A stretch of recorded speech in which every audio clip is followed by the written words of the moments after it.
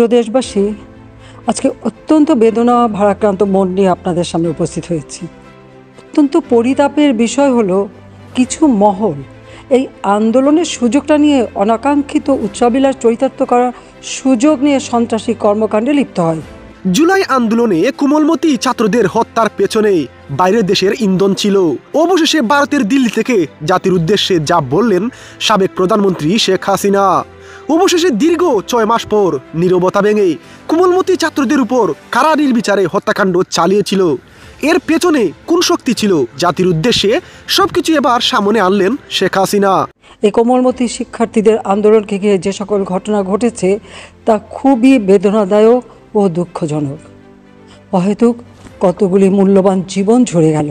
চট্টগ্রামে সন্ত্রাসীরা বহুতল ভবনের ছাদ থেকে ছাত্রদের হত্যার উদ্দেশ্যে নির্মমভাবে নিচে ছুঁড়ে ফেলে দিয়েছে।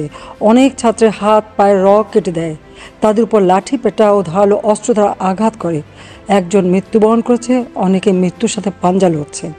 ঢাকা, রংপুর এবং রাজশাহী বিশ্ববিদ্যালয়ের উপাচার্যের বাসভবন ও ছাত্রছাত্রীদের আবাসিক হলে অগ্নিসংযোগ ও ভাঙচুর করা হয়। কাদের উস্কানিতে সংঘর্ষের সূত্রপাত হলো? কারা কোন উদ্দেশ্যে দেশকে একটি অরাজক পরিস্থিতির দিকে ঠেলে দিল? আমি আবারও এই অনাকাঙ্ক্ষিত ঘটনায় যারা নিহত হয়েছেন তাদের জন্য গভীর দুঃখ প্রকাশ করছি এবং পরিবারের সদস্যদের প্রতি আমার সমবেদনা জানাচ্ছি। প্রিয় ভিউয়ার্স, শেখ হাসিনা ক্ষমতা থাকা অবস্থায় যুক্তরাষ্ট্রের সাথে শেখ হাসিনার সম্পর্ক তলানিতে পৌঁছেছিল, এটা হয়তো সবার জানা। এসবের পেছনে যুক্তরাষ্ট্রকেই দায়ী করছেন শেখ হাসিনা। এই ষড়যন্ত্রের বলি হয়েছে সাধারণ ছাত্র জনতা। তাই প্রিয় ভিউয়ার্স, শেখ হাসিনার কথাগুলো আপনাদের কেমন লেগেছে? লাইক, কমেন্ট, শেয়ার করে জানিয়ে দিন আপনার মতামত। ঘটনায় যারা নিহত হয়েছেন তাদের জন্য গভীর দুঃখ প্রকাশ করছি এবং পরিবারের সদস্যদের প্রতি